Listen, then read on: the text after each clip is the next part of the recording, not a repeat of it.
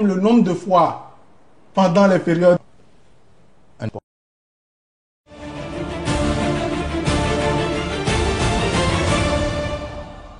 Mesdames et messieurs, bonjour. Depuis le 28 octobre, où il a été au cœur de l'actualité au Bénin, cet homme arrivé troisième à l'élection présidentielle de mars 2016, ou encore deuxième ex aequo, selon le président Patrice Talon, a disparu de la scène publique et politique. Il a même quitté la tête de ses affaires, mais il est resté un citoyen proche du peuple, puisqu'il n'a cessé d'apporter son assistance aux populations démunies.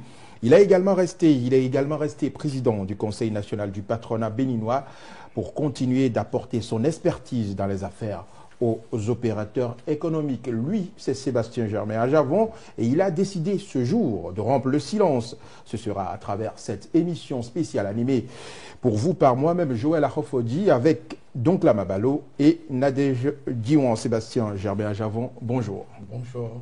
Depuis octobre 2016, vous avez disparu de la scène politique et publique au Bénin. Dites-nous, qu'êtes-vous devenu? Merci beaucoup, mesdames et messieurs les journalistes. Je dois juste vous dire que Sébastien Ajavon se porte très bien. Sébastien Ajavon, pendant 6 mois, a fait le ménage dans ses affaires autour de lui. Sébastien Ajavon n'est plus aux affaires, ne dirige plus ses entreprises, puisque Sébastien Ajavon a choisi désormais de devenir un acteur politique. Un acteur politique, ça veut dire que vous serez donc beaucoup plus présent sur la scène politique. Exactement. Monsieur le Président, on le sait aussi, les commentaires sont allés bon train depuis le 1er octobre 2016. Comment vivez-vous ces accusations? Vous savez, ça n'a pas été facile depuis ce temps pour la famille, les proches, les amis, les sympathisants. Je voudrais saisir cette occasion pour remercier les juges qui ont dit le droit pour cette épreuve, pendant cette épreuve. Je voudrais remercier ma famille, les sympathisants et tous ceux qui, de près ou de loin, m'ont apporté leur appui, leur soutien. Je dois dire que ça n'a pas été facile, mais quand on a la foi en son Seigneur, on arrive toujours à transcender les épreuves. Je dois vous dire aussi que c'était une épreuve très dur, mais qui est déjà derrière moi. Et maintenant, il faut passer à d'autres choses. Mais justement, Sébastien Germain Ajavon, on a suivi votre périple au tribunal et juste après le verdict des juges, vous êtes allé à l'église Saint-Michel de Cotonou, vous avez prié Dieu et vous avez pardonné également ceux que vous désignez comme commanditaires de cette affaire-là. Mais curieusement, aujourd'hui, vous revenez au devant de la scène avec une assignation. Est-ce qu'on doit retenir que vous n'avez pas pardonné ceux qui vous auraient fait ce que vous leur reprochez? Je vous remercie. Vous avez quelqu'un qui a la parole. Quand il dit quelque chose, il assume. J'étais allé à l'église parce que je pense que tout ce qui s'était passé le 4 novembre, la nuit du 4 novembre, quand même, c'était Dieu qui était au contrôle. Dieu est passé vers ses juges, sur ses juges, parce que je savais qu'il y avait beaucoup de pression, mais ils ont pu quand même tenir le coup. Je dois dire que j'ai pardonné. J'ai pardonné réellement le 4 au soir. Mais je n'ai pas oublié. De l'autre côté, j'ai pardonné, mais chaque jour que Dieu faisait, soit c'est une de mes entreprises qui était fermée, soit c'est des correspondances que le gouvernement, que l'État, soit par la HAC, envoie à des prestataires ou des partenaires à l'étranger pour me discréditer. Et chaque jour, il y avait toujours quelque chose qui s'ajoutait. Et il fallait mettre fin à ça. C'est pour ça que j'ai fait ces plaintes-là. Donc vous confirmez que vous êtes plein au niveau de la Cour africaine des droits de l'homme? Je me suis plaint au niveau de la Cour africaine des droits de l'homme parce que nous avons élu un président de la République qui a prêté serment pour protéger les populations et doit respecter le droit de l'homme dans son pays. Sébastien Javon, si tant est que vous avez confiance à la justice de votre pays, pourquoi est-ce que vous allez si loin? Vous auriez pu simplement saisir encore la justice de votre pays, puisque vous aviez dit tout à l'heure que les juges ont été éclairés. Vous savez, je dois vous dire, messieurs les journalistes, que la compétence béninoise, les juges ont leur compétence, mais il y a aussi la compétence internationale. Je ne suis pas seulement allé à l'international, j'ai fait une plainte contre Inks pour brise de scellé qui se trouve au niveau du tribunal de première instance de Cotonou, dont je ne pourrai pas parler aujourd'hui parce que c'est une plainte qui est déjà déposée pour qu'on puisse retrouver celui qui est allé ouvrir le conteneur dans le dos de tout le monde et celui, de facto, celui qui a mis la soi-disant cocaïne pure dans les affaires de la société commune. Et puisque ce n'étaient pas des conteneurs qui étaient destinés à Sébastien Javon, c'était des conteneurs qui étaient destinés à la société commune. Mais vous demandez 250 milliards de francs CFA, M. Sébastien Javon. Vous savez très bien que nous sommes dans une situation économique très difficile et que l'État, même s'il était condamné, ne pouvait pas payer 250 milliards. Certains Béninois pensent qu'un patriote ne peut vraiment pas demander ce genre de choses. Vraiment, cette histoire revient. C'était avec le président Yahi. Je disais à l'époque, quand le président Talon avait eu des difficultés et il y avait des procès, je disais, écoutez, si on pouvait commencer par faire payer par leurs propres deniers ceux qui commettent ces actes-là, je pense qu'on n'aurait plus des débordements de ce genre. Moi, je dois vous dire ceci. Vous savez que à cause de cette histoire de drogue, j'ai des contrats qui ont été résiliés, des contrats sur lesquels j'allais gagner 250 milliards en 5 ans.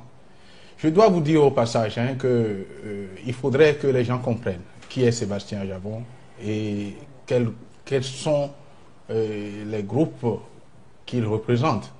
Je vous dis seulement au Bénin, sur les 10 dernières années, nous avons payé plus de 250 milliards à l'État. Je défie quiconque qui ait payé le 5e. Il n'y en a pas. Donc à partir de ce moment, Sébastien Javon n'est pas un homme ordinaire. Si le 2e ne fait que le 5e de ce que vous faites, je pense que c'est quelqu'un qu'on doit normalement dorloter, chouchouter. Mais il se fait que, à cause peut-être de la jalousie, de la haine des Béninois, on arrive à tomber dans ces travers orchestrés, puisque jusqu'à présent, ceux qui ont mis la drogue dans les conteneurs ne sont pas connus. Vous parlez de 250 milliards.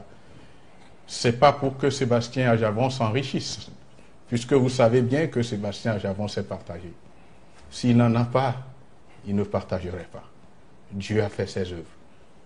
C'est peut-être un moyen pour permettre à Sébastien Javon, encore une fois, de s'occuper des plus démunis. Donc si l'État vous paye 250 milliards, vous allez prendre?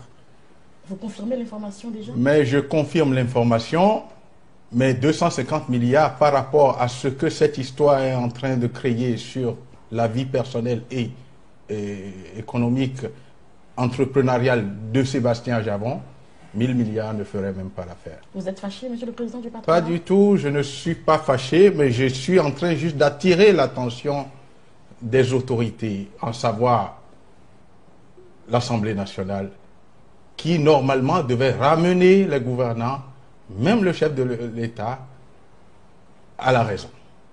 Parce que quand vous savez que vous êtes en train d'enfreindre la réglementation, vous savez que les conséquences devraient arriver. Je vous dis, ils sont allés jusqu'à envoyer des courriers, des correspondances à des partenaires à l'étranger pour qu'on puisse cesser de travailler avec le groupe de Sébastien Javon. Et ça, comment on appelle ça? Le président de la République a prêté serment. L'Assemblée nationale devait veiller au grain pour que quand il y a ces dérapages, qu'on puisse rappeler le président de la République, le gouvernement à l'ordre et lui dire, attention, ce que vous êtes en train de faire là, c'est du parjure. Est-ce que vous vous êtes plaint à l'Assemblée nationale? L'Assemblée nationale n'est pas censée savoir tout ça. Mais je dois vous dire que je me suis plaint à beaucoup de personnes, mais... Est-ce que vous l'avez fait officiellement? Parce qu'il y a des voies quand même pour porter plainte. Il y a la Cour suprême. Vous auriez pu saisir la Cour suprême.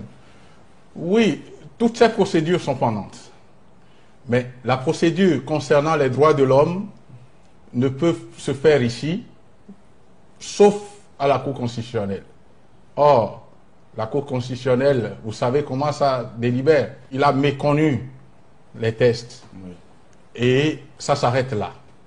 Donc vous pensez que c'est parce qu'il n'y a pas eu une sanction, il n'y a pas eu un moyen de pression que les institutions béninoises pourraient mettre sur l'exécutif? C'est cela qui vous pousse à aller vers l'extérieur. Est-ce que vous pensez que la Cour africaine, après sa décision, pourra mettre un moyen de pression sur le gouvernement béninois? Je dois vous dire seulement qu'au niveau de la Cour constitutionnelle, je ne peux pas faire une plainte avec constitution de partie civile. À savoir que demander des dommages et intérêts. Je ne pouvais pas le faire. Au niveau de la Cour africaine des droits de l'homme, la chose est faisable. Et c'est ce que j'ai fait. Cela ne veut pas dire que Sébastien Aljavron a déjà gagné. Chacun affûtera ses armes. Et nous allons nous rendre devant le juge. Et le juge pourra nous dire qui d'entre nous a raison. Mais quand on crée des dommages, il faut en faire face. Et si vous gagnez, vous allez empocher les 250 milliards? Moi, je dois vous dire seulement que ne regardez pas 250 milliards, c'est juste pour amener les dirigeants de ce pays à l'ordre. Et les 250 milliards, vous verrez, si j'étais amené à prendre 250 milliards, vous verrez que la vie de la population ne serait plus la même. Parce Monsieur le Président, franchement, vous pensez que cette plainte, c'est pour laver votre honneur ou c'est pour récupérer les fonds en réalité? C'est les deux. C'est les deux. Parce que, vous savez, chaque année, j'ai un budget qui me permet d'aider la population. On veut m'empêcher de continuer d'aider la population. Je viens de vous dire tout à l'heure qu'il y a même eu des contrats sur lesquels, en 5 ans, je pourrais gagner 250 milliards. Et c'est sur quelques contrats seulement. Et il y en a d'autres. Mais je dois vous dire, l'argent, ce n'est pas ça qui est important. Mais l'honneur, ça vaut plus que ça.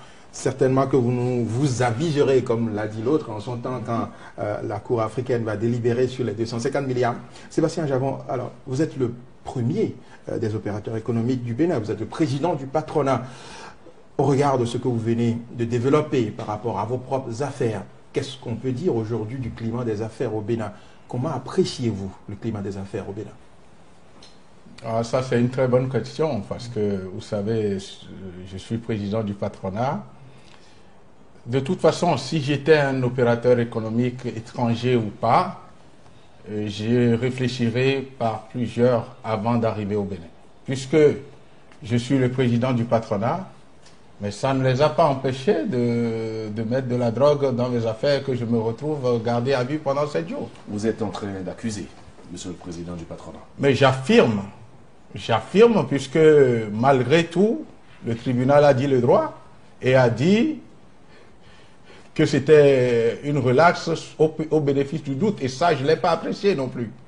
Je ne me suis jamais approché de la cargaison. Aucun de mes employés ne s'est approché de la cargaison. Où se trouve le doute? Puisque de quoi il s'agit? Ceux qui ont chargé, ce n'est pas la société commune, c'est une société qui s'appelle BRF, Brazil Food. Et moi, la société commune n'a même pas acheté chez Brazil Food. La société commune a acheté via une autre société. Donc nous n'avons aucun contact direct avec la société Brazil Food. Mais le droit maritime est clair, hein?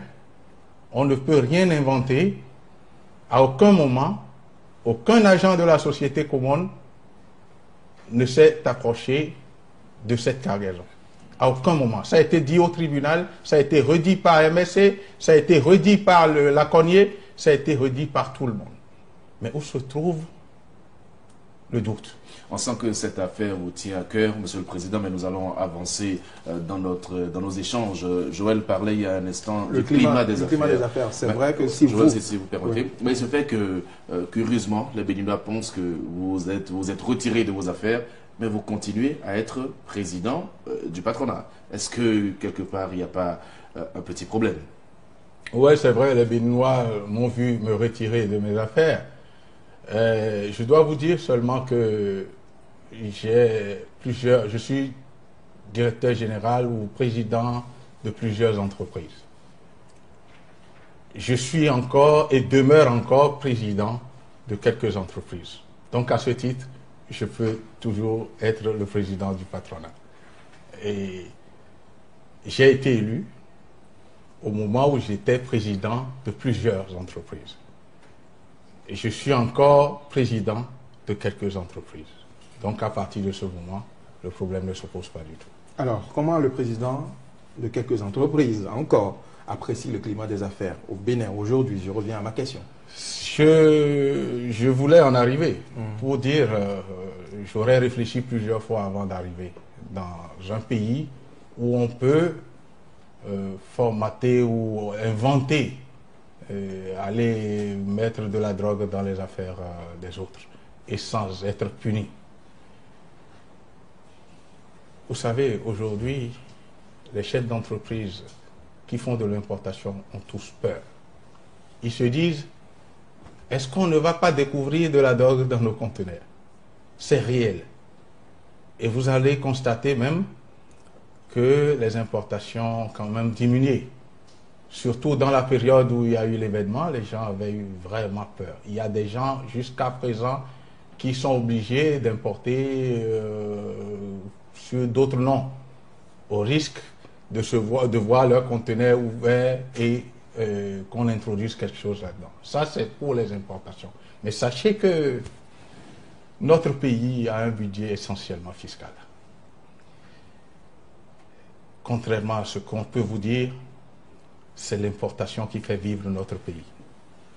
À la date où nous vous parlons, c'est encore l'importation. Sans l'importation, il n'y aurait pas de salaire. Il n'y aurait pas de gabégie dans les dépenses que le gouvernement est en train de faire. Il n'y aura pas de ressources. Et donc, c'est l'importation qui est la base de notre développement d'aujourd'hui. Et je vous dis, je doute fort que des entreprises qui n'aient pas de relation avec le cercle du président de la République puissent importer aussi facilement. Puissent venir s'installer au Bénin. Oui, mais est-ce que ça veut dire, Monsieur le Président, que le PVI qui vient d'être relancé, est-ce que ça veut dire que ce programme de vérification aura beaucoup de difficultés à prospérer? Voilà encore une connerie. Le programme... Pourquoi vous appelez ça connerie? Oui, le programme de vérification de l'importation dont on parle. Pourquoi ce n'est pas en Europe? Pourquoi c'est seulement en Afrique qu'on amène ces... Mais ce n'est pas seulement au Bénin, c'est dans d'autres pays Mais africains. je parle de l'Afrique. Mais ce n'est pas parce que les gens font mal que nous allons les copier. Ce qui s'est passé avec cette histoire de PVI à l'époque, nous on a perdu des plumes, on a perdu des milliards, nos entreprises au Bénin. C'est juste, PVI ça veut dire quoi? On vient se gréver sur les importations par une société privée qui prend de l'argent sur chaque conteneur débarqué au Bénin. Non, il y a le scanner quand même, Monsieur le Président. Je vais vous expliquer. La vérification. Je vais en arriver. Je vais en arriver. Le scanner, on pouvait doter de notre port des scanners.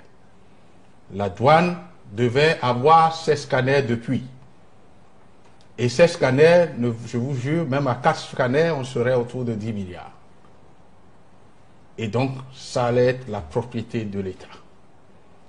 Et si on doutait même de la franchise des douaniers, on pouvait mettre des unités mixtes. On pouvait faire d'autres combinaisons pour mieux cerner la chose. Mais on n'a pas besoin d'amener une autre entreprise privée il se fait que cette entreprise est ou était l'entreprise de notre président de la République.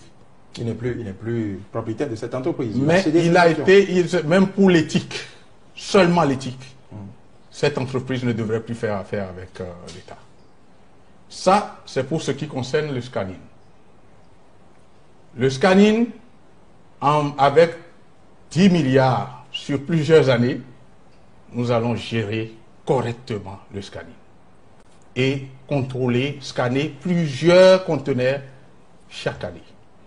Mais je vous dis, le scanning seul pourra coûter aux contribuables béninois chaque année minimum 10 à 15 milliards. Le scanning seul. C'est comme ça qu'on gère un pays. Donc pendant ce temps, on dit qu'il n'y a pas de l'argent dans le pays. Mais il y a quelques-uns qui se greffent sur l'opération d'importation que nous faisons pour s'enrichir sur le dos du contribuable. Donc vous pensez que c'est un moyen détourné pour... Mais je viens de l'expliquer. Je viens de l'expliquer. Il n'y a pas de raison de confier le scanning à des privés. C'est la douane qui doit faire ce travail. Il faut tout faire pour que nous comprenions que nous devons équiper notre douane. Quand vous allez à l'aéroport, vous allez voir le scanner. Qui sont autour de ces scanners-là? C'est des douaniers. Parce que là-bas, ce n'est pas intéressant. Il n'y a pas d'argent à prendre sur chaque bagage qui passe. Mais au port, chaque conteneur, qu'il soit scanné ou pas, est facturé par qui vous savez. Est-ce que ça veut dire que vous allez cesser d'importer, M. Sébastien Djava-Djavon?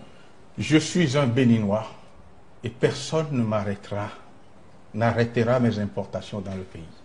Si c'est fait dans les règles de l'art, nos problèmes, si on voulait l'empêcher. Mais si c'est fait malencontreusement, arbitrairement, je vais me plaindre à qui de droit pour pouvoir avoir réparation. Mais ça, ce n'est que le scanning. Il y a le tracking. Le tracking, c'est le suivi des cargaisons juste d'un point A à un point B. Est-ce qu'on a besoin d'aller prendre une société privée pour faire cette opération-là? Parce que le tracking, tout le matériel, le dispositif ne coûte même pas plus de 3 milliards. Et ça, c'est pour de bon. Mais qu'est-ce qui se passe aujourd'hui?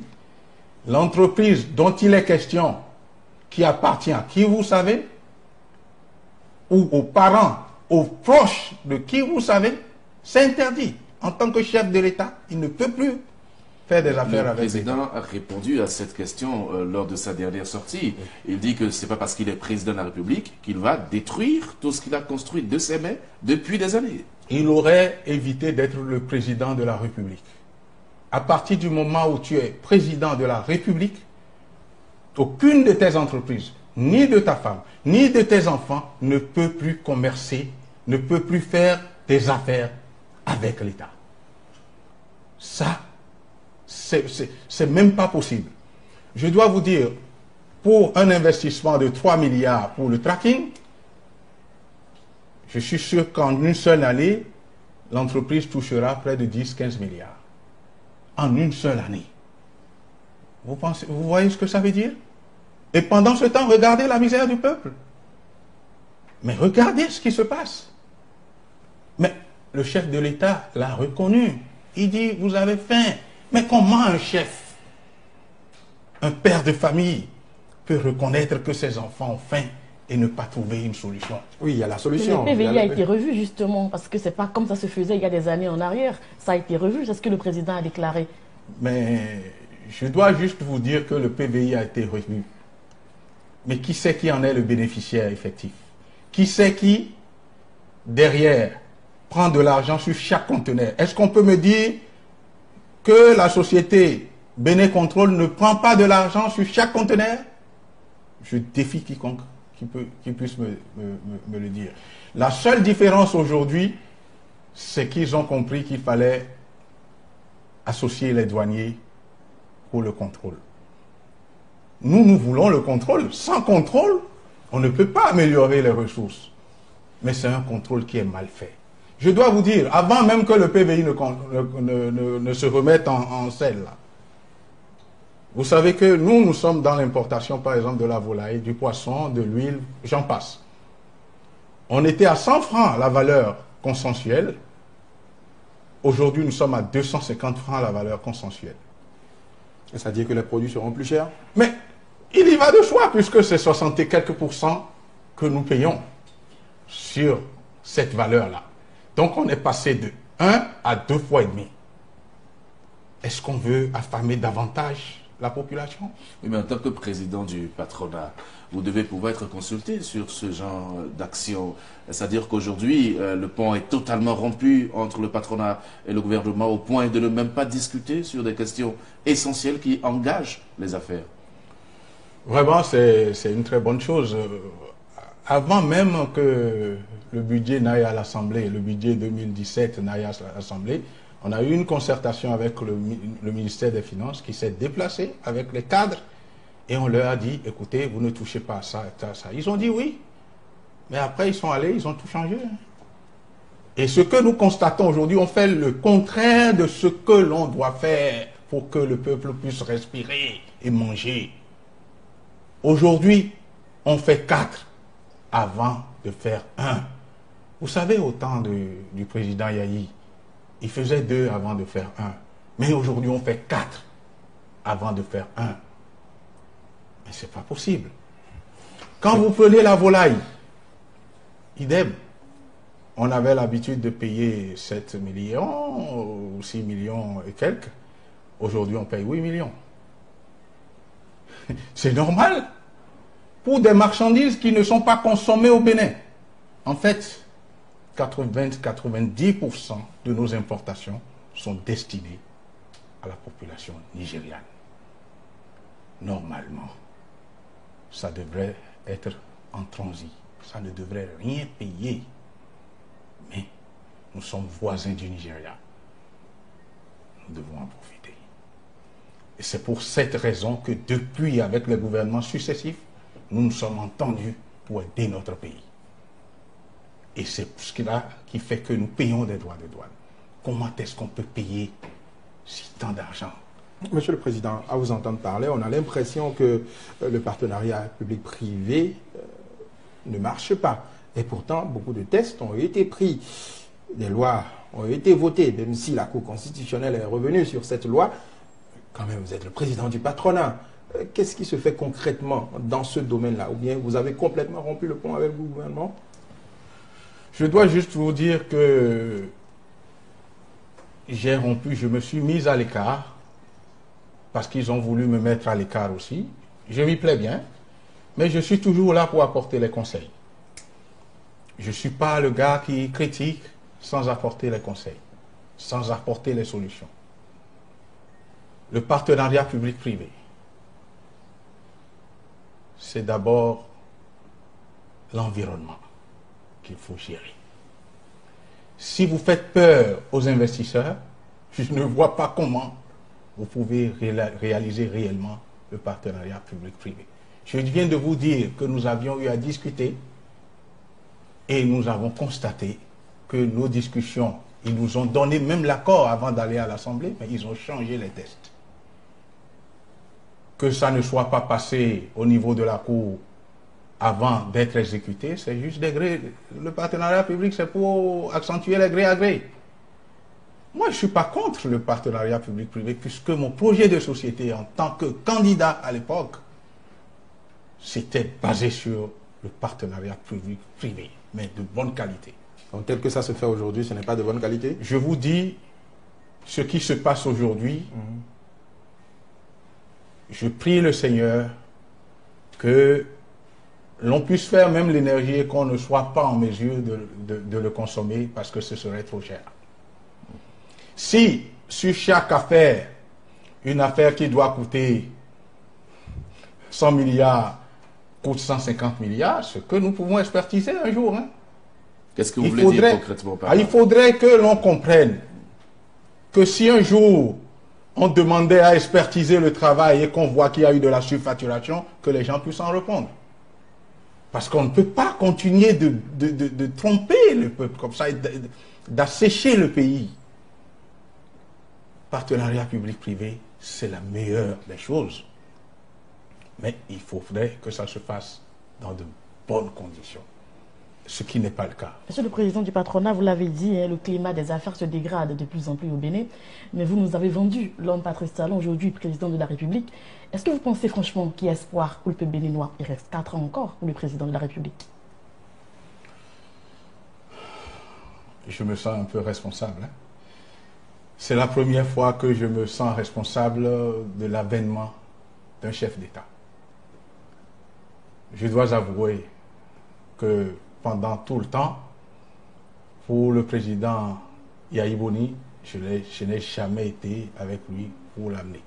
Mais aujourd'hui, je me sens un peu coupable. Mais on était aux élections. La Cour a proclamé ce qu'elle a proclamé. J'étais 3e ou 2e ex-aequo. Je n'ai pas contesté parce qu'on s'est dit, écoutez, ce n'est pas la peine de contester parce qu'il y avait des éléments pour contester. Mais ce n'était pas nécessaire. Et on a dit, entre les deux, il fallait choisir un.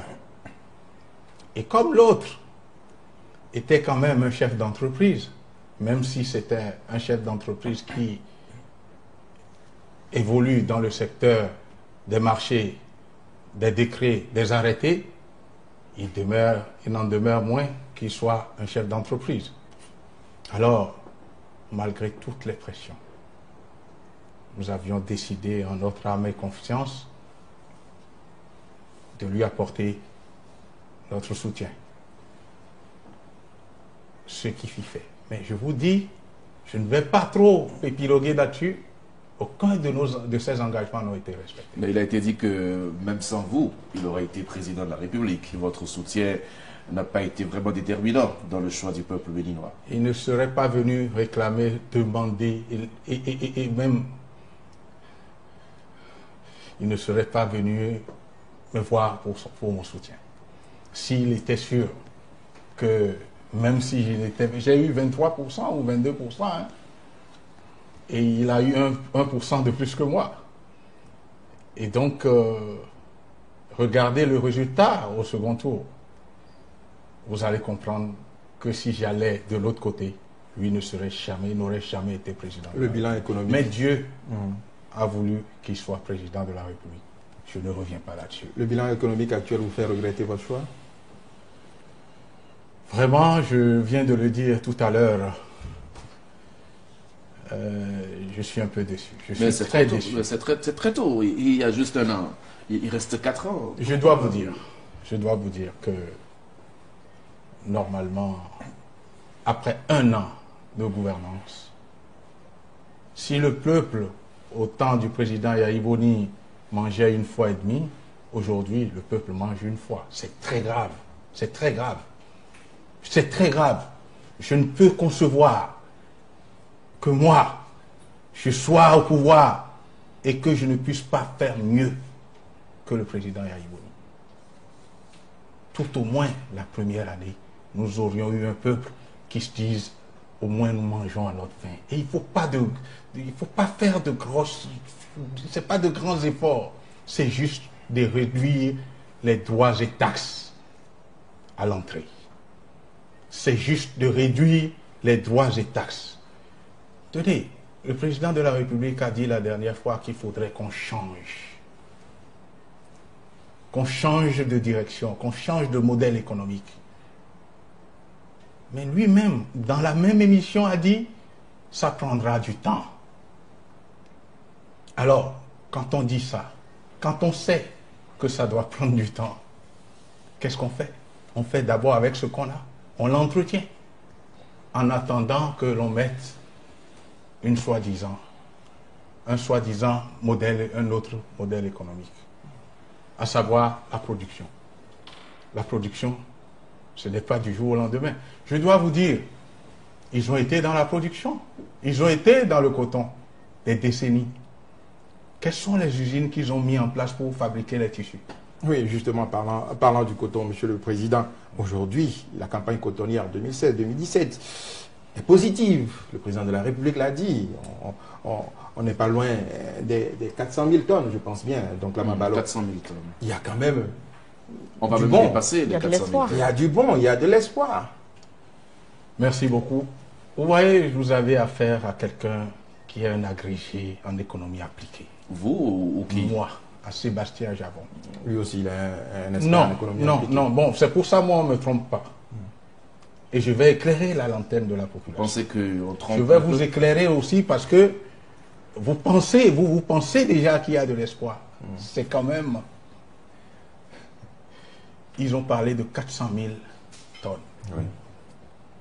Et c'est des privés qui sont dans un secteur depuis des décennies. Vous prenez un secteur en tant que privé. Si vous ne faites pas mieux que le président Yahya, dans ce secteur dans lequel vous êtes et dans lequel vous avez le monopole, contrairement à ce que le chef de l'État dit, je n'ai mis un franc. C'est lui et moi qui avions discuté de ça. Pour dire, vous ne devez plus mettre de l'argent dans le coton. Permettez à quiconque qui veut importer les intrants de le faire librement. Comme nous. Nous avons plus de 50 entreprises qui opèrent dans notre secteur d'activité. Ça veut dire quoi? Il n'y a pas de décret, il n'y a pas d'arrêté. Il faut dire c'est toi seul qui vas importer. Il n'y en a pas. Je ne vois pas quel est leur mérite. Si on avait permis aux chefs d'entreprise d'importer librement leurs intrants agricoles sur lesquels il n'y a pas de droit de douane, il n'y a pas de droit payé, ça rentre sans payer les droits. Donc, qu'on dise aujourd'hui qu'il y a 400 000 tonnes, qu'est-ce que ces 400 000 tonnes rapportent réellement à l'État? Ça vient relancer l'économie. C'est J'en viens. qui a été créé. J'en viens. Je dis qu'on cesse de dire on n'a pas mis un franc. Puisque on ne paye pas les droits et taxes à l'entrée. Ce n'est pas ici qu'on fabrique les intrants. Ceux qui parlent, les champions de la production. Le chef de l'État voulait dire qu'on ne subventionne plus le coton. Mais ce sont toujours eux qui avaient bénéficié de la subvention à l'époque. Moi, je ne suis pas dans leurs histoires. Hein. Moi, je n'ai jamais fait de marché d'État. Je n'ai jamais fait d'intrants. Hein. Mais ce que je dis, il dit on ne subventionne plus. Mais il ne laisse pas la possibilité aux autres importateurs de faire ce travail-là. Parce que c'est du business, c'est de l'import. Mais qu'on permette à tout le monde d'importer comme ça, on aura des intrants moins chers pour les paysans. Parce qu'il y aura la compétition. Pourquoi ne veulent-ils pas ouvrir la compétition? Pourquoi l'État doit fixer le prix du coton? Quel est le rôle de l'État? Vous dites, il vient de dire qu'il n'a plus mis un franc. Quel est son rôle pour continuer d'actionner dans cette filière? Faire les arrêtés et donner le marché à ses copains. Mais l'année prochaine, il y aura peut-être du mieux. Mais je dis, je ne suis pas celui qui a l'habitude de faire seulement des critiques. J'apporte des solutions. Alors, quelles solutions vous apportez dans le cas précis du Dans le coton? cas du coton, il faut permettre à tout le monde, aux usines. Mais si j'ai une usine, j'ai besoin de matières premières, je dois aller négocier avec les paysans directement.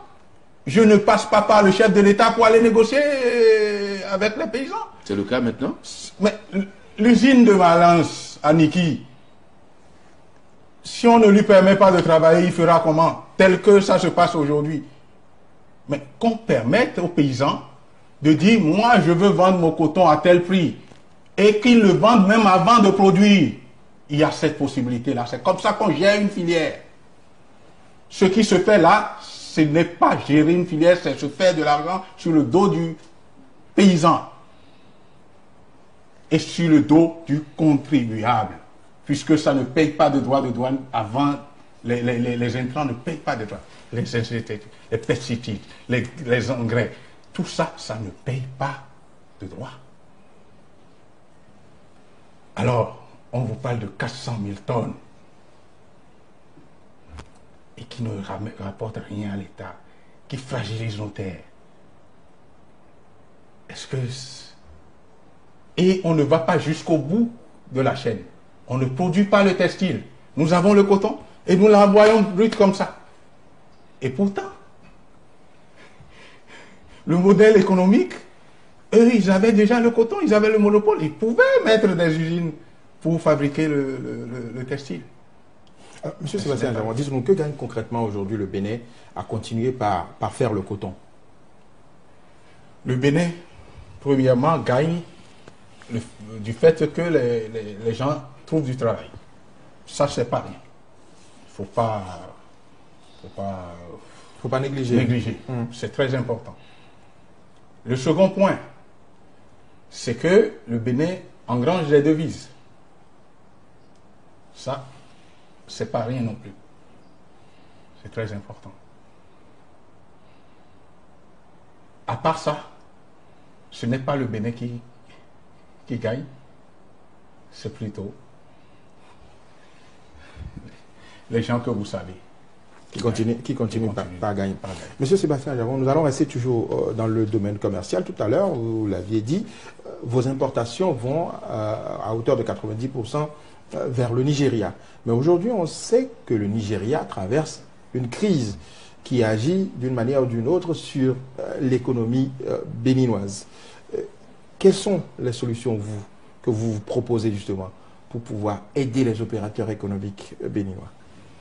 Merci. Vous voyez, vous avez dit quelles sont les solutions que vous préconisez, vous proposez. Ça veut dire que M. Ajawan n'est pas quelqu'un qui critique tout le temps, mais qui apporte des solutions. Je l'ai dit tout à l'heure.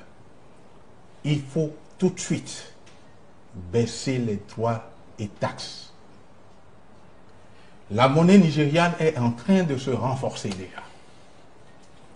Si le gouvernement lui-même porte un coup fatal à la consommation au Nigeria via le Bénin, nous n'aurons aucun résultat.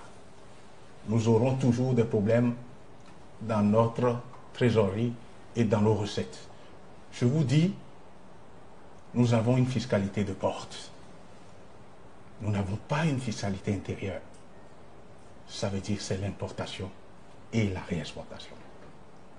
Si nous ne permettons pas à celui qui vient acheter notre produit d'avoir la capacité, le pouvoir d'achat pour y arriver et que l'État se permette de gonfler, d'augmenter les droits et taxes, ce serait la chute qui va continuer. Je peux vous dire, cette année est déjà finie. Parce que quand tout ça, il faut voir d'avance. Il faut tout préparer. Et ça, ils ne savent pas le faire.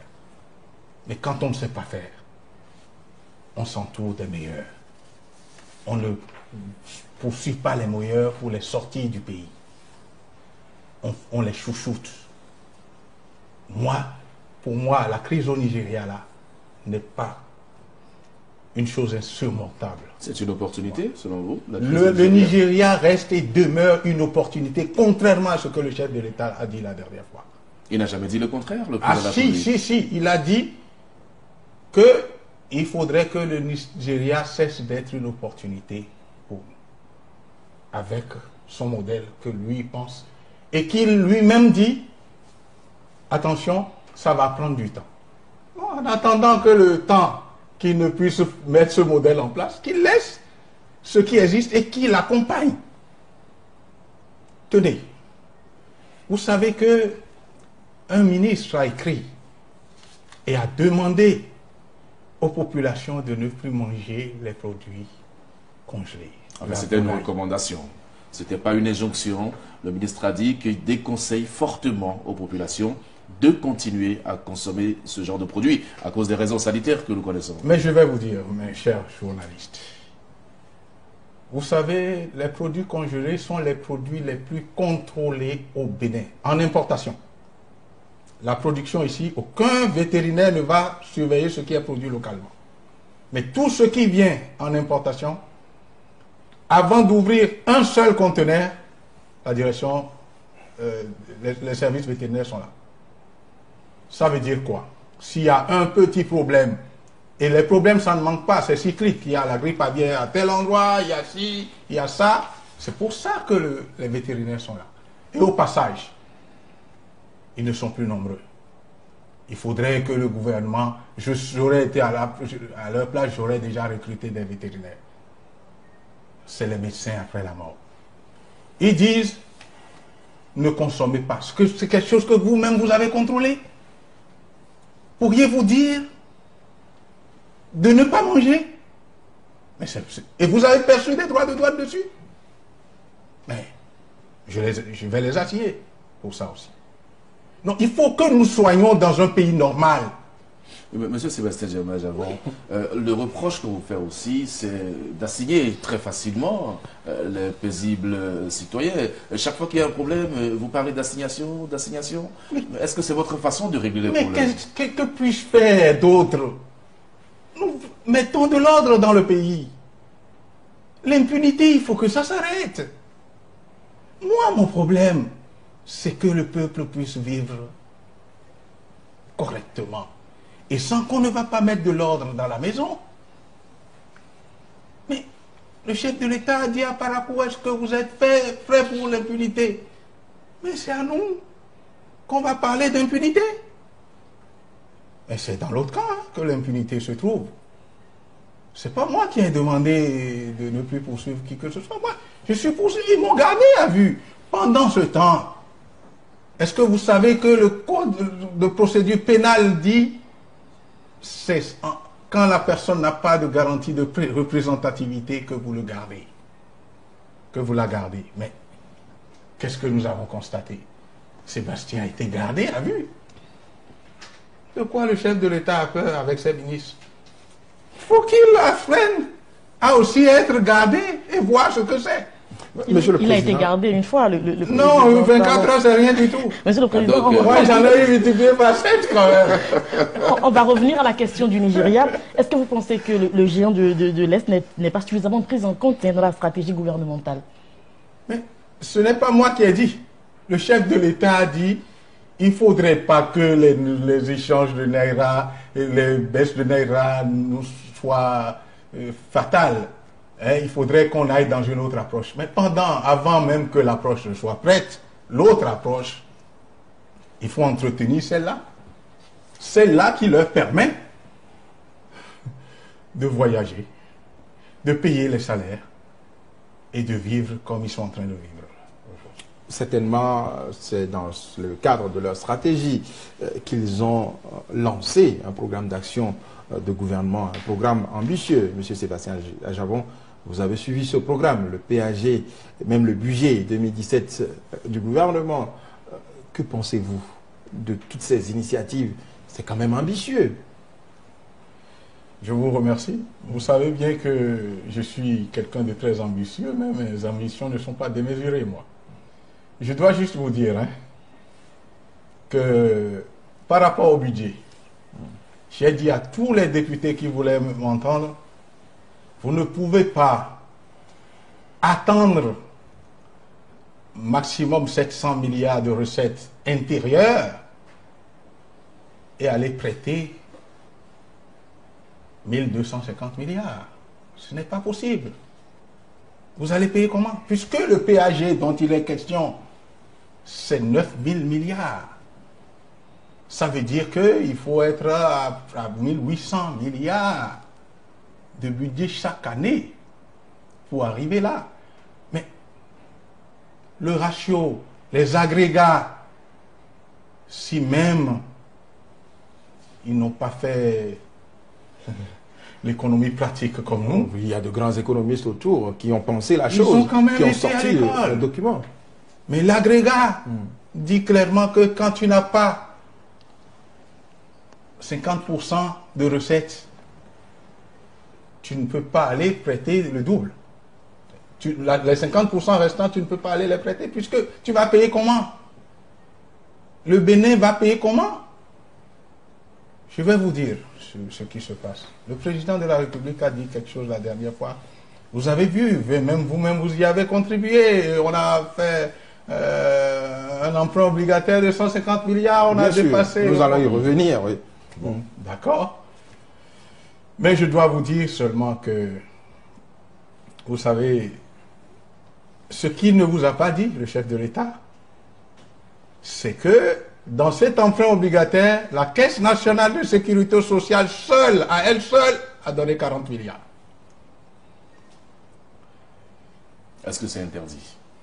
J'en viens, j'arrive. Les banques ont été forcées de payer, sinon on viendrait leur ramasser les DAT, les dépôts à terme de la caisse qui se trouvent être dans les banques, dans toutes les banques du Bénin pratiquement. On leur a dit, si vous n'accompagnez pas, nous allons retirer les dépôts de la Caisse nationale de sécurité sociale, qui n'appartient pas à l'État. Qu'ils vous souviennent, on s'est battu pour que le président de la République, le président Yahi Boni, ne puisse s'en saisir. Je suis parti de là. Métoyon était PCA, président du conseil d'administration de la Caisse nationale de sécurité sociale. Il s'est battu pour que la Caisse se porte toujours mieux. Mais qu'est-ce qui se passe maintenant? C'est le tour du patronat. Et j'ai envoyé mon premier vice-président qui est proche du groupe Talon. Et qu'est-ce qu'on veut faire? On veut prendre l'argent de la Caisse nationale de sécurité sociale pour prêter à l'État ou prêter aux entreprises en griffe du secteur privé, mais cautionné par la Caisse. Vous portez des accusations non, très graves, monsieur le président je ne du patronat. porte pas du tout d'accusations. Est-ce que la d'accusations. responsabilité du patronat n'est pas engagée? Parce que c'est quand même un représentant du patronat qui est président du conseil d'administration de la Caisse. C'est pour cette raison que je suis en train de décliner ma responsabilité et la responsabilité du patronat. Je dis, nous, en notre temps, nous n'avions fait aucun dépôt à terme qui n'ait dépassé 4 ans. À 4 ans, c'est déjà un dépôt à terme à long terme. Et ça vous permet de voir arriver, quand il y aura un problème avec cette banque-là, vous puissiez retirer un maximum de ce que vous avez mis en dépôt. Mais vous savez ce qu'ils sont en train de proposer? De faire un dépôt à terme de 12 ans, 14 ans. Un dépôt à terme. Ça veut dire quoi? Ça veut dire que on prend l'argent de la Caisse, on bloque pour une longue période, et ça permet aux banques qui ont pris cet argent de prendre aussi des engagements à long terme. Oui, mais si l'argent de la Caisse ne travaille pas pour l'instant, il faut bien tourner l'argent pour que cela puisse rapporter à la Caisse. Mais c'est ce que nous avons toujours fait, mais dans des courts délais. On ne peut pas mettre l'argent de la Caisse dans les banques pour 12 ans. Monsieur Sébastien Javon, est-ce que la CNSS couvre vraiment des risques en plaçant pour 12 ans? Où est le problème?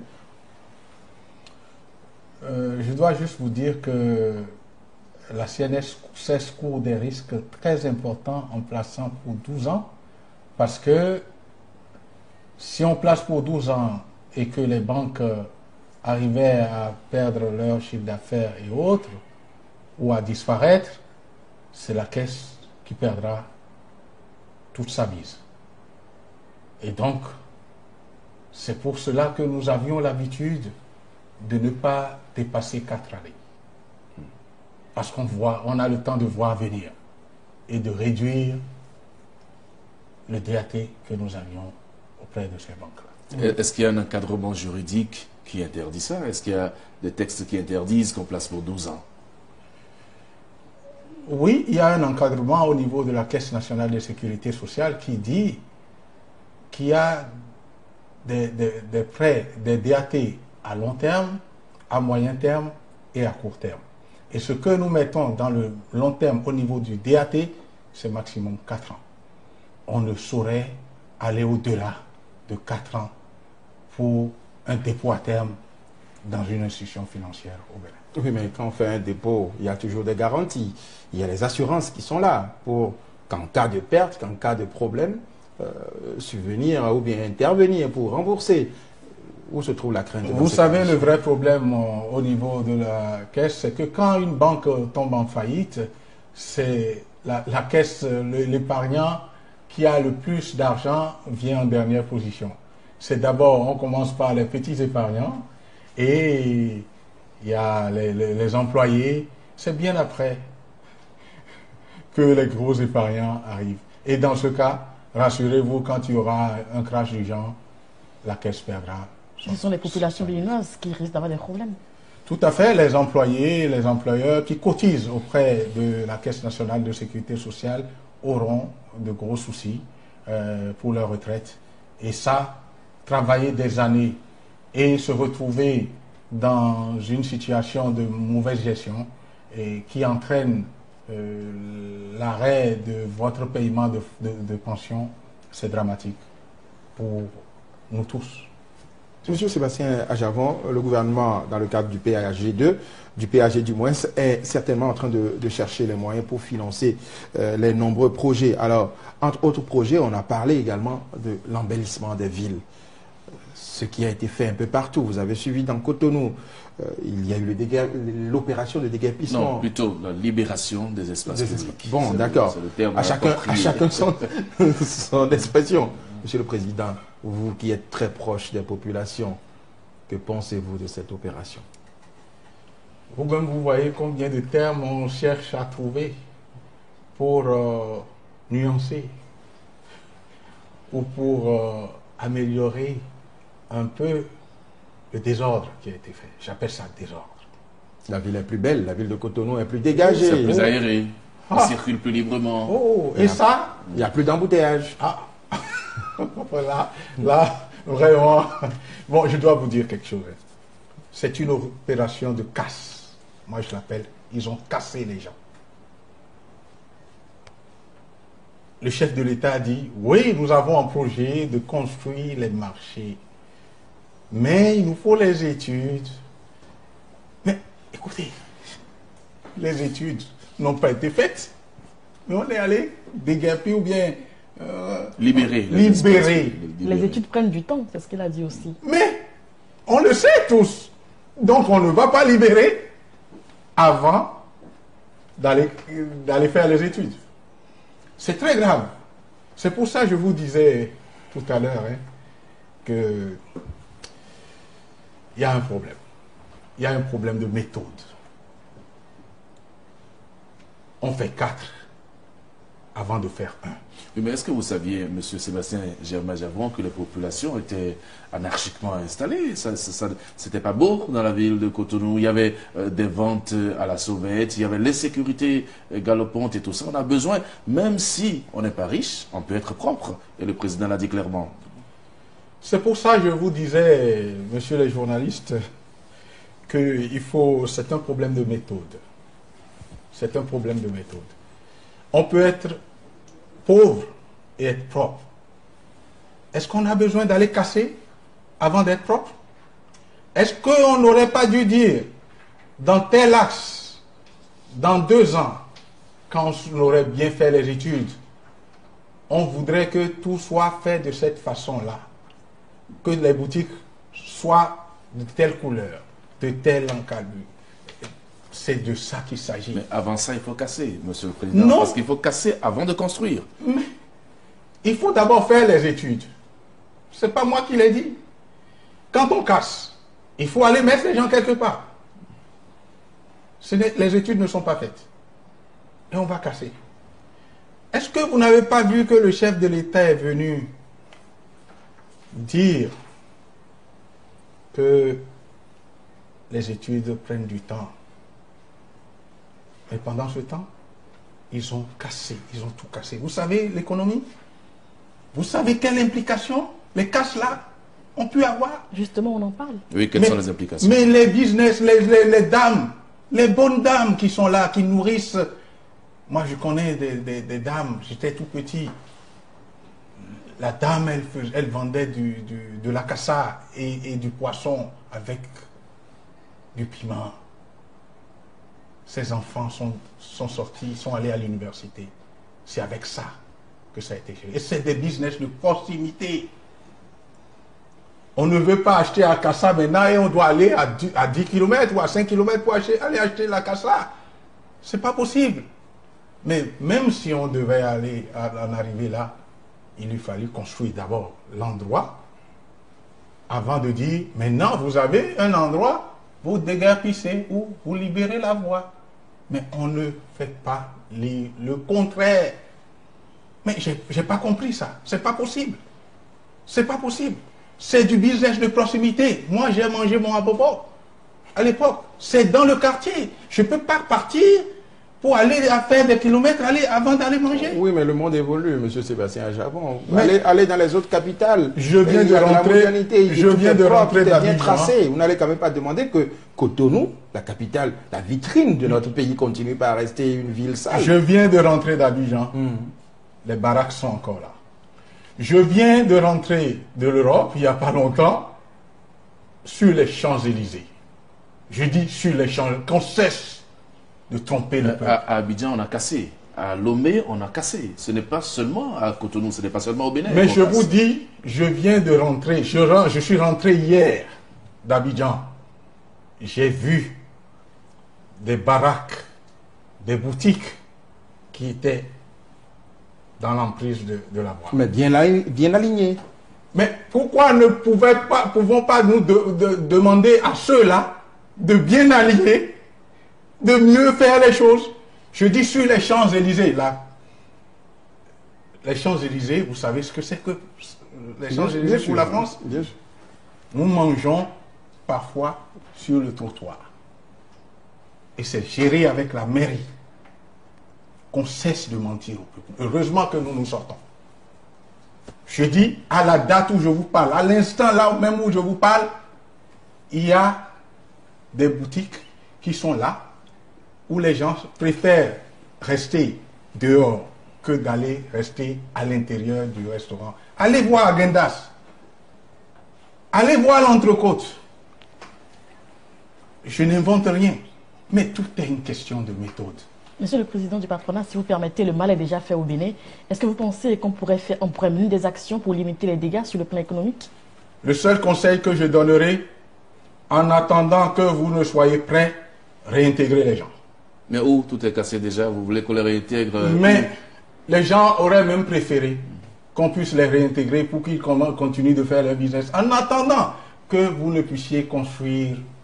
Vous pensez que c'est encore possible de réintégrer? On parlera que le président fait du rétropédalage et ça pourrait lui nuire. Il vaut mieux faire du rétropédalage que de nuire à la population qui vous a élu. Mais le président de la République a dit, j'ai choisi de faire ce qui est impopulaire. Ces populations se sont installées sur l'espace public. On ne refuse pas. Mais c'est des populations qui ont toujours payé des droits et des taxes à la mairie. Mais si vous voulez arrêter, mais trouvez-leur un autre endroit. Mais c'est ce que la preuve, le président de la République a reconnu. Je veux maintenant construire. Encore que les marchés secondaires dont on parle, c'est pas au président c'est pas au gouvernement de construire, c'est la mairie. C'est la mairie. Alors, construisez d'abord ces abris. Même si vous voulez que ce soit des abris modernes, climatisés et tout, faites-les d'abord. Et par la suite, vous demandez aux gens, maintenant vous avez des abris, si vous ne vous déplacez pas, nous serons obligés de venir vous enlever. Nous allons évoluer dans cet entretien qui est censé durer normalement 90 minutes. On vient de faire 60 minutes. Nous allons évoluer sur des questions politiques maintenant. Aujourd'hui, on a l'impression que la vie politique tourne au ralenti au Bénin. Monsieur Sébastien Ajavan, dites-nous, comment appréciez-vous aujourd'hui les relations entre le président de la République et la classe politique? Merci beaucoup. Je dois dire que le chef de l'État a pris pour credo les réformes politiques en priorité. On s'aperçoit qu'à la fin des 12 premiers mois, le chef de l'État n'a pas pu réussir à faire la révision de la Constitution. À cause des mains visibles, comme peut-être la vôtre? Non, vous savez, je ne savais pas, je ne pensais même pas que ça pouvait être l'affaire du chef de l'État seul. En fait, il avait fait une constitution taillée sur mesure. Une constitution. Oui, madame. La constitution du Bénin devrait être quelque chose, ça devrait faire l'objet d'un consensus. On ne devrait pas voir que c'est taillé sur mesure, c'est fait pour le chef de l'État. Sinon, ce que je lui aurais conseillé, c'était qu'il voit tous les aspects, tous les acteurs qui discutent et qui disent qu'est-ce qu'on retient, qu'est-ce qu'on ne retient pas dans la réforme avant que ça n'aille à l'Assemblée. Je profite de cette occasion pour remercier les 22 plus 1 qui ont rejeté. Pourquoi vous les remerciez, monsieur Je les remercie tout simplement parce qu'ils ont eu la clairvoyance de savoir que c'était un marché de dupes. Je remercie aussi je ne remercie pas les autres, je dirais, je comprends ceux qui ont estimé qu'il fallait envoyer la révision de la Constitution, le projet, à la commission des lois ou à mon amendement de bonne foi. Mais ce que les 23 autres ont dit, ils disent, si on envoie à la commission des lois, puisque c'était taillé sur mesure, il y avait beaucoup d'imperfections, il fallait corriger beaucoup de choses dessus, à chaque fois, il faut passer au vote par 42 pour accepter. Et les 42, c'est très facile de l'avoir. Ça veut dire qu'à la fin, au niveau de la plénière, nous aurons toujours le test sans qu'on ne puisse avoir à faire réellement des amendements dessus. Donc vous pensez que le Bénin se porte mieux avec sa constitution actuelle? Mais madame, c'est cette constitution qui a permis au président de la République d'être là. Non, tout le monde veut qu'il y ait une révision de la constitution. Vous l'avez d'ailleurs dit dans votre projet de société, vous avez voulu qu'il y ait révision. Bien sûr, mais c'est une révision consensuelle. Ce ne serait pas la révision de Sébastien Javon. Ce serait la révision du peuple. Et dans tous les cas, je dois vous dire que même si les 100% des députés à l'Assemblée avaient voté, il y a la jurisprudence qui est là. Le consensus, c'est le peuple. On irait quand même devant le peuple. Une constitution avec si tant d'amendements et qu'on ait peur de présenter ça au peuple? Non, je connais notre peuple. Si les choses qui sont dans ce projet sont bien enlevées et bien corrigées, le peuple votera à une grande majorité. Mais comme on avait voulu en faire un projet personnel, on avait peur que le peuple sanctionne. Mais le peuple est souverain.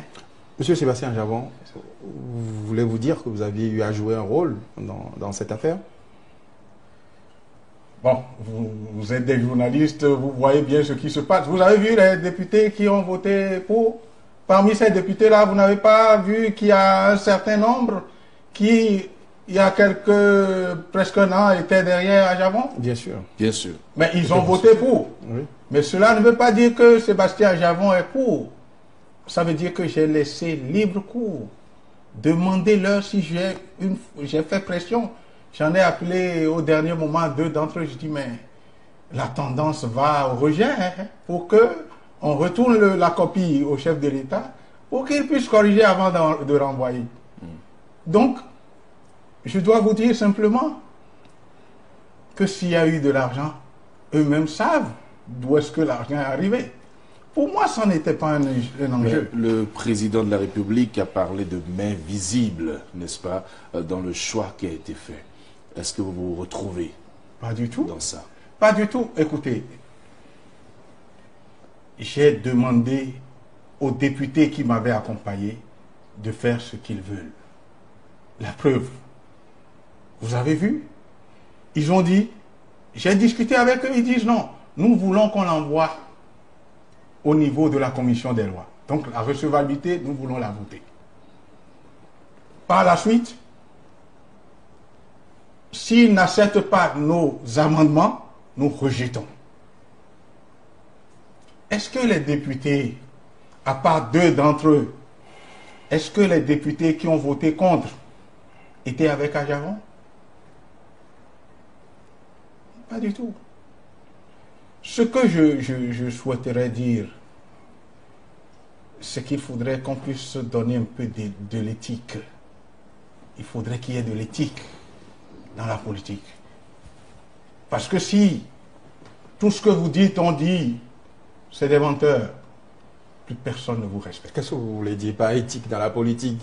Mais des gens... Vous voulez confirmer ce que Mme Roselyne Soglo a dit, que les choses circulent? Non, non, moi je n'ai pas vu. C'est la doyenne, Mme Roselyne Vieira Soglo, qui a dit, ils nous ont achetés. C'est pas bon. C'est pas bien pour nos députés. Et mieux, vous avez vu, quand nous on allait aux élections, et le président Talon, et Sébastien Javon, on avait peut-être une trentaine de députés. Tout le reste était allé de l'autre côté. Mais vous avez vu comment ils ont été laminés. Et dès qu'ils ont fini, on a fini les élections, on change de veste. Oui, je vais accompagner le président Talon. Quelle morale on laisse à nos enfants? Où se trouve l'éthique? La conviction, elle n'existe plus. Donc, je dis, il faudrait que la classe politique change. Il faut que ça change. Que le chef de l'État ne pense pas que c'est avec l'argent qu'il peut les régler. La preuve, il y a d'autres qui ont refusé peut-être de prendre. Mais on peut vous faire le même reproche, Monsieur le Président, puisque vous êtes désormais homme politique, et beaucoup de Béninois pensent que c'est avec l'argent aussi que vous avez pu manœuvrer les acteurs politiques. Donc le reproche que vous faites au Président de la République pourrait vous être fait également à vous. Ce reproche ne pourra même pas être fait envers moi, puisque je viens de vous dire que ceux qui m'ont accompagné lors des dernières élections présidentielles ont voté pour. Bien que je ne sois pas d'accord. Je ne suis pas d'accord pour qu'on puisse voter. Je suis d'accord qu'on puisse rejeter, qu'on lui redonne sa copie et qu'il aille discuter avec tous les aspects, les acteurs politiques, qu'on mette ce qu'on doit amender et puis qu'on envoie un projet qui ne soit plus projet président Talon, que ça soit projet du peuple béninois. Monsieur le Président, la Constitution a été rejetée. Le président Talon a sorti une nouvelle carte. Il avisera en 2021. Il peut être candidat en 2021. Vous savez, moi je dois vous dire clairement, je ne souhaiterais pas que la Constitution, dans le sens du mandat une fois renouvelable, soit touchée. Je ne souhaiterais pas. Ça veut dire quoi? Ça veut dire que le président Talon pourra aviser, mais le peuple décidera. Il ne suffit pas de dire j'aviserai, je serai candidat. Non, ça c'est le choix du président Talon. Mais le peuple décidera s'il peut encore être le président de la République. Vous ne voyez pas comment on s'acharne pour éliminer Ajaron? Mais est-ce que vous-même... Ajaron n'a pas encore levé le petit doigt. Oui, mais monsieur Ajaron, dites-nous, est-ce que... je vais poser cette question, mais ça me rappelle déjà un débat qu'on a eu à faire ici avec vous. Est-ce que vous serez candidat en 2021? Comme je vous l'ai dit, en 2021, je mettrai la barre très haut. Je le dis pour la raison simple que si je ne sens pas que je dois venir pour rendre service, pour être utile et plébiscité par la population, peut-être que je n'y serai pas. Comment vous allez sentir ça? Nous sommes tous là. Vous venez de dire dans l'émission qu'il y avait beaucoup de rapprochements, beaucoup de coalitions qui se mettraient en place. Vous comprenez bien que si tous ceux-là se mettaient ensemble pour dire Il faut que Sébastien y aille, plus la ferveur populaire. Nous avons maintenant le temps de structurer les choses et de savoir ce qui se passe à chaque base. Monsieur Sébastien Ajavon, vous savez qu'au Bénin, il y a la foule et la population.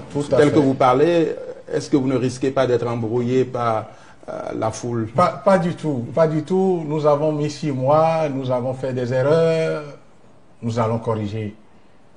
Et dans tous les cas, 2021 c'est loin. Il faut qu'on travaille d'abord.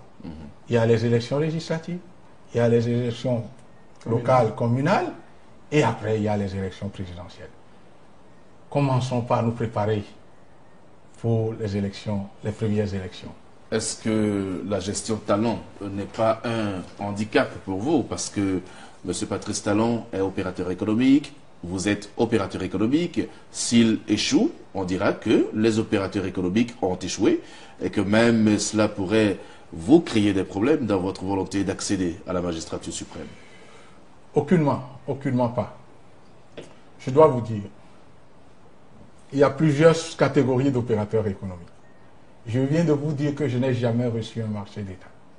Je n'ai jamais fait un marché d'État. Ce n'est pas parce que on ne me propose pas. Mais je me suis dit, je ne veux pas me souiller les mains. L'opérateur économique que je suis est un pur privé et un social. Quel opérateur économique le président Talon est, je laisse le peuple juger. Ce n'est pas à moi de juger. Dans tous les cas, il n'est pas dit que Sébastien Ajavon doit forcément être le président de la République du Bénin. Que Dieu nous prête vie. Si je dois accomplir des œuvres plus grandes pour le pays, Dieu est au contrôle. Je laisse tout dans les mains du Seigneur. Vous venez donc de le dire, vous allez aviser, comme l'a dit l'autre. Mais en attendant, vous l'avez dit également que vous êtes maintenant un acteur politique. Où est-ce qu'on peut vous positionner sur l'échiquier politique aujourd'hui? Êtes-vous toujours un rupturien ou bien vous êtes un opposant aujourd'hui? Ou bien vous êtes dans le Bénin révélé? Vous êtes centriste. Oh, vraiment. Rupturien. Rupturien. C'est quoi? Révélé ou rénové? En tout cas, tout ce que En tout cas, voulez. moi, je vais vous dire ceci. Oui. Je suis Sébastien Ajavon et vous me connaissez. Tant que le chef de l'État, le gouvernement va poser des actes convenables, je serai toujours là pour accompagner. Je viens de vous dire que je n'étais pas contre la révision de la Constitution. Donc, je ne fais pas de la politique, je ne ferai pas de la politique aveugle. Mais quand ils feront mal, je serai là. Dans tous les cas, ni de près ni de loin, je ne suis associé à la gouvernance du président Talon. Vos 3 ministres sont toujours dans le gouvernement. Comment vous pouvez dire cela? C'est des adultes sous d'autres cieux. Suivez mes regards. Oui, mais vous faites une déclaration et demandez-leur de sortir du gouvernement. Tant qu'ils ne sont pas sortis, vous êtes liés par les Absolument. actes qu'ils posent. Vous êtes comptable. Leurs actes C'est vous vous qui les engagent. avez proposés. Je vais vous dire et vous redire que je ne suis engagé ni de près ni de loin à quelques actes qu'ils poseront au sein de ce gouvernement-là. Est-ce que j'ai été suffisamment clair? Pas à notre goût, monsieur le Qu'est-ce que président. vous voulez que je dise? Demandez-leur de de quitter le sortir du gouvernement. gouvernement. Comme candidat Zana, il l'a fait par exemple. Ils sont adultes, vous l'avez dit, mais ils sont partis sous votre étendard. Les Là, on verra bien votre mail qui sera les visible. journalistes, vous êtes forts. Seulement que je dois vous dire, je ne tourne jamais autour du pot. Je vous ai dit, ce sont des adultes. Moi, là, s'ils ne tenaient qu'à moi, ils ne seront plus là. Vous leur avez demandé ça, ils ont refusé? Mais je viens de dire, s'ils ne tenaient qu'à moi, ils ne seraient plus là. Et comme c'est des adultes, ils ont des familles, je dois savoir raison garder. Mais en même temps, par rapport au choix des ministres, les politiques vous font le reproche d'avoir envoyé au gouvernement des personnalités qui ne sont connues d'aucune classe politique, qui n'ont pas un parcours politique, et que vous avez promu, alors que vous aviez autant, beaucoup de politiques qui vous avaient soutenu pour être président de la République. Bon, peut-être qu'ils vous l'ont dit, mais moi, je n'ai pas eu un seul politique qui soit venu me le dire. Je dois vous dire,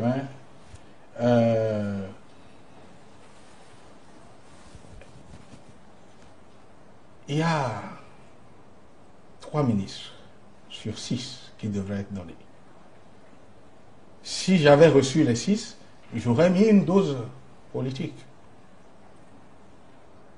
Et vous voyez, les politiques, vous leur parlez et ils ne font qu'à leur goût. Mais j'ai compris aussi que les acteurs non politiques pouvaient aussi rapidement se désolidariser. Puisque vous venez de dire, je ne peux pas aller les tirer de là où ils sont. C'est eux, en toute responsabilité. Maintenant, c'est des ministres de talent, du président Talon. Ce n'est plus moi qui... Je les ai envoyés pour une mission. Et moi, je dis, je sors de la mission. Donc, je n'irai pas les tirer de là, les sortir de force de là. Ils vont en aviser, Monsieur le Président. Ah, comme d'habitude. Maintenant, ils vont en aviser. Si c'est peut-être en 2021, ils aviseront. Il faut leur laisser le choix de leurs responsabilités. Et c'est tout ce que je pourrais vous dire là-dessus, parce que je ne vois pas pourquoi on peut me reprocher aujourd'hui que j'ai mis que des gens. Je vais vous dire, il faut que vous compreniez. C'est le jour de la formation du gouvernement. Je vous fais cette confidence et que tout le monde doit comprendre. J'avais refusé d'y aller dans ce gouvernement. C'est toujours les conseils sur les conseils des hommes politiques que j'ai accepté. Parce que nous, chefs d'entreprise, quand on dit, on respecte. Le crash devait commencer depuis. C'est eux qui m'ont dit, il faut envoyer. C'est le jour même où le gouvernement se faisait que j'ai envoyé ces 3 noms.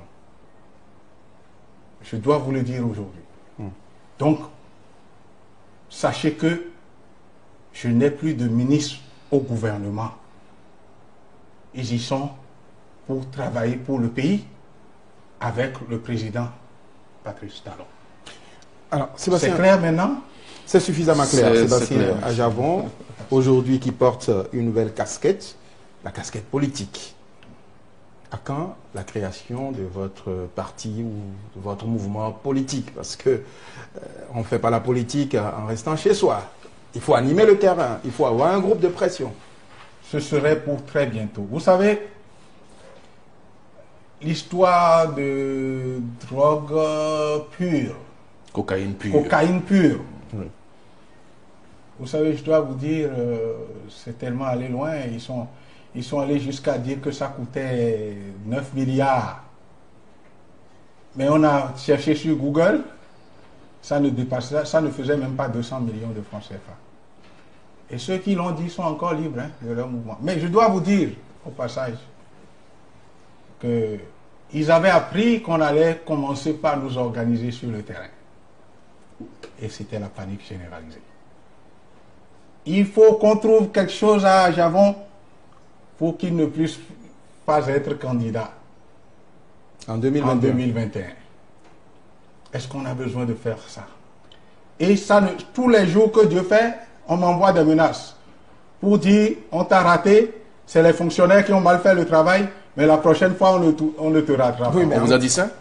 Mais vous je avez reçu reçois des menaces. Oui, mais en Mais quoi- vous savez qui en vous quoi- menace? Est-ce que vous avez... Mais je m'en fous des menaces, je suis un Béninois. Je suis né un jour. Et un jour, je repartirai. Oui, de mais en cette quoi est-ce que terre. vous constituez une menace, Sébastien Ajavon, vous-même? Mais en votre aucun âme- d'eux ne fait en le votre poids. âme et Aucun conscience. d'eux ne fait le poids. Le Si- poids Par financier rapport- Non, non, ou- c'est pas le poids financier. Quand vous Candidat en voyez même, 2021. quand vous voyez même Ajavon Sébastien, vous avez vu ce qu'il a fait en peu de temps de Oui, sa mais vie. laissez les Béninois vous apprécier. Ce n'est pas à vous de Mais vous apprécier. non, je ne m'apprécie même pas. Vous savez, les Béninois comprendront qui est Sébastien Ajavon. Mais il fallait laisser le président Patrice Talon. Il faut que tous les Béninois sachent ce qu'il est. Monsieur le Président, on vous dit également proche de Kwame Kouché, l'ancien ministre du président Bouniaï. Oui, mais proche de qui? C'est un jeune brillant. Monsieur Komi, c'est un jeune brillant. Et à plusieurs fois, on a eu à faire des discussions ensemble. Je dois vous dire que le seul qui a pu me convaincre pour que je ne puisse pas réclamer des dommages et intérêts au régime du président Yahi, c'est lui. C'est pour cela que vous allez faire bientôt l'alliance au niveau de votre parti politique, ou bien ce n'est pas encore programmé? Mais on n'a même pas encore commencé la discussion, mais je serai preneur. De toute façon, il faudrait que je puisse parler avec la jeunesse. Aujourd'hui, je veux parler avec la jeunesse. C'est la jeunesse. Vous voulez être le candidat de la jeunesse en 2021. Mais ils se sont trompés sur moi. Les gens ont dit, il est égoïste. Je vais vous dire quelque chose. C'est quelqu'un qui est venu me voir pour dire, j'ai pris un étudiant. Il a dit, oui, à Javon, il est bon, il est bien.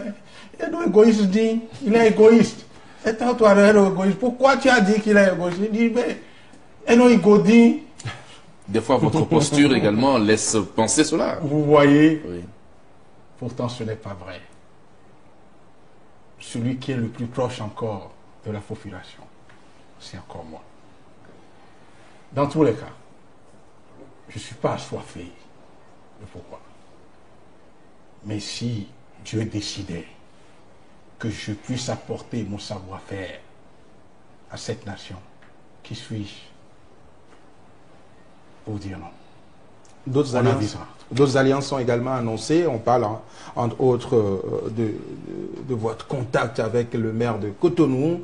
Certains disent que l'ex-ministre de la Défense, démissionnaire également, est attendu à votre niveau. Le président Yahi aussi. Le président Boni. Il y a beaucoup de choses qui se disent.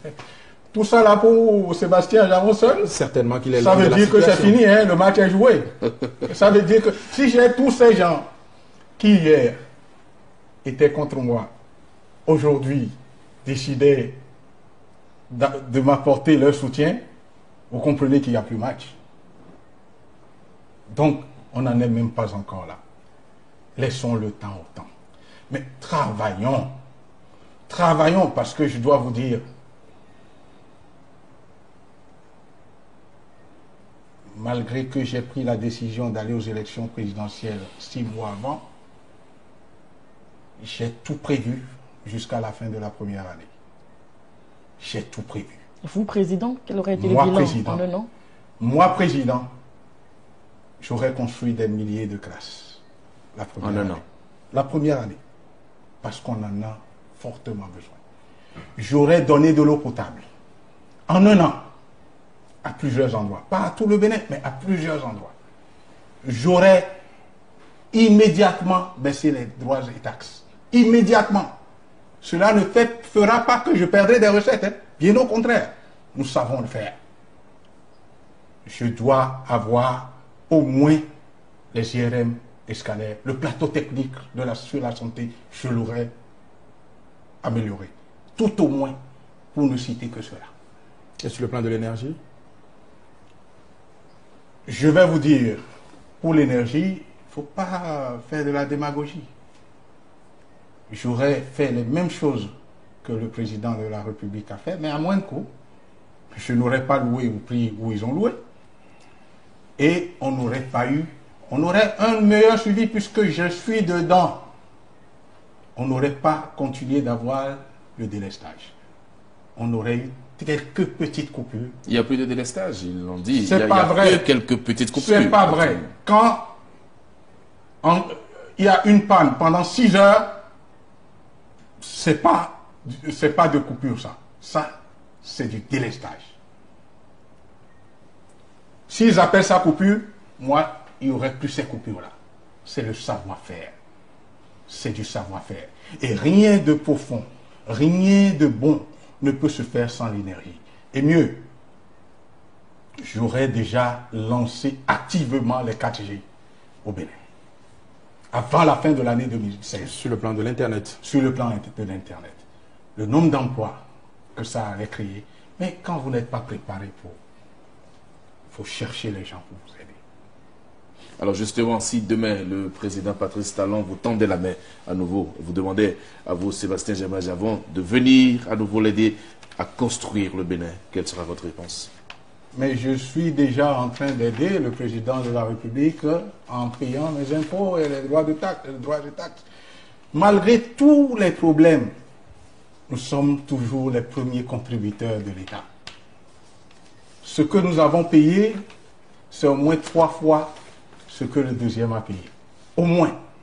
Malgré les histoires de drogue, malgré les retraits de licence et tout, nous continuons d'être le premier contributeur. Et je dois vous dire au passage, nous n'avons encore renvoyé, nous n'avons pas encore renvoyé un seul employé.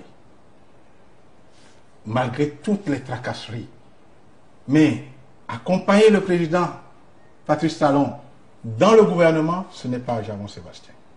Par des conseils pour construire notre pays? Ce n'est pas moi qui ai été élu. Et je dois vous dire quelque chose aujourd'hui que vous devez savoir. Je suis allé voir le président de la République. Je lui ai dit, mais écoute, qu'est-ce qui se passe? Pourquoi vous pouvez interdire aux étudiants de faire des mouvements? Qu'est-ce que vous avez répondu? Mais je ne pourrais pas tout vous dire, mais c'est 2 semaines après, non, 2 semaines après que j'ai eu l'affaire de drogue, 3 semaines après. Vous faites un rapport avec ça? Mais parce que je lui ai dit, ce n'est pas possible. Comment est-ce qu'un président de la République peut interdire le droit de réunion, le droit de se mettre d'association, ce qui existait, et qu'il a abondamment profité. Sur ce plan-là, justement, vous pensez qu'on avance ou on recule? Mais on recule, c'est un recul sur les libertés. C'est un grand recul.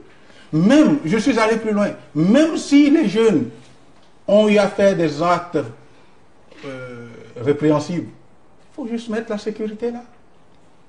Mais c'est encore là où vous pouvez les contrôler, c'est encore au campus.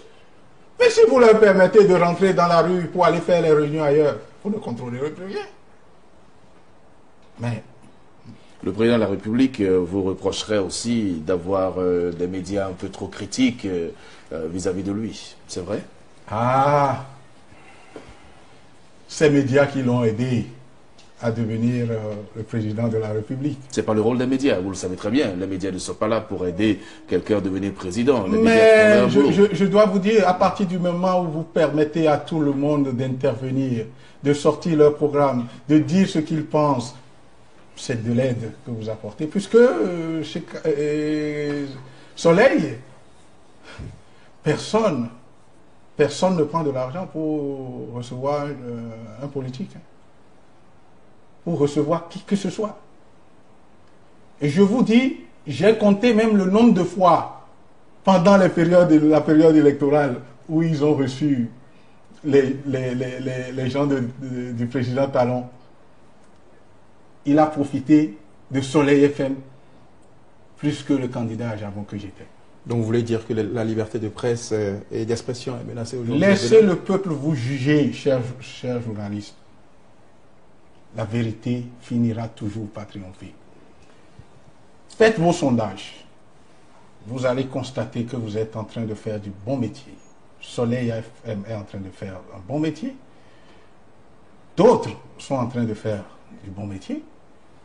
Mais je vous dis, Sika n'est pas une chaîne béninoise. J'ai voulu juste faire un contrat avec Idéal Production pour que l'emploi que Sika doit générer puisse venir au Bénin. Mais ils sont en train de le casser. Ils ont utilisé Idéal Production, qui est en contrat exclusif avec Sika. Voyez combien de fois ces chaînes-là les ont aidés. Sans un franc. Parce que nous, on ne peut pas nous acheter. Demandez-leur combien on nous a proposé. Et pourtant, nous avions dit non, nous avions pris des engagements, nous les honorons. Monsieur Sébastien Javon, alors, au regard du bilan que vous venez de présenter et avec le rejet du projet de révision de la Constitution, est-ce que vous n'avez pas peur que les choses soient encore plus dures dans les jours à venir? Maintenant, le président Patrice Talon a le pouvoir, la possibilité d'avoir sa cour constitutionnelle, d'avoir son Assemblée nationale, d'avoir sa HAC dans les jours à venir. Comment est-ce que vous voyez l'avenir politique du Bénin? Vous savez, c'est des choses qui ne me font pas peur. Le président de la République sortant, Yahi Boni, avait quand même eu sa cour constitutionnelle. Il avait quand même eu sa HAC. Il avait eu tout ce qu'il fallait. Mais quand l'heure a sonné, il est parti, oui ou non? Donc, le peuple béninois intelligent est un peuple mûr.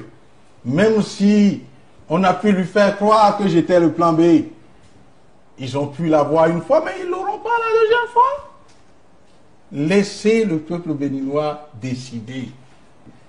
Nous allons faire le travail de manière à ce que nous soyons prêts. Sébastien Ajavon est devenu homme politique, mais fera la politique autrement. Vous allez faire l'opposition? Vous serez le leader de l'opposition? Est-ce que vous allez contrôler une opposition contre Patrice Talon? Qu'est-ce que c'est qu'une opposition pour un petit pays comme le Bénin? Ce que je vous dirai, vous allez peut-être l'appeler opposition, parce qu'il s'y fait beaucoup de choses mauvaises, je dirais. Mais jamais, jamais, je n'irai l'applaudir quand il va faire de mauvaises choses. Jamais. Si c'est ça que vous appelez opposition, je l'assume. Monsieur le Président, est-ce que vous êtes bien dans vos chaussures? Vous n'avez pas peur? Je suis né un jour, je dois mourir un jour, et c'est pas parce que on doit avoir peur de la mort qu'on ne va plus dormir la nuit. C'est là même où vous allez mourir. Ce que je dis, le chef de l'État a pris des engagements pour protéger la population. Donc vous comprendrez bien que s'il m'arrivait qu'un seul cheveu de ma tête se perdait, arrivait à se perdre, il en sera le responsable. Il a le devoir de me protéger. Monsieur Sébastien Ajavon, est-ce qu'on peut considérer cette dernière intervention comme votre mot de fin? Je voudrais vous remercier de m'avoir permis de donner quelques-uns de mon point de vue. Et je voudrais remercier tous ceux qui ont, de près ou de loin, prié pour moi dans cette période du 28 octobre au 4 novembre 2016, lors de cet événement. Je voudrais remercier toutes confessions religieuses confondues et je leur demanderai de continuer de me porter dans leurs prières, de porter le pays dans leurs prières pour que le Bénin se porte mieux. Je vous remercie. Merci Sébastien Germain Ajavon. Madame, monsieur, ainsi prend fait donc cette émission spéciale de sa nouvelle vie d'homme politique en passant par le climat des affaires et l'actualité politique au Bénin. Sébastien Ajavon s'est livré sans réserve à nos questions. J'espère que vous aviez eu du plaisir à nous suivre. Quant à nous, Nadège Diwan, Donkla Mabalo et moi-même Joël Akhofodi, nous vous remercions de nous avoir suivis.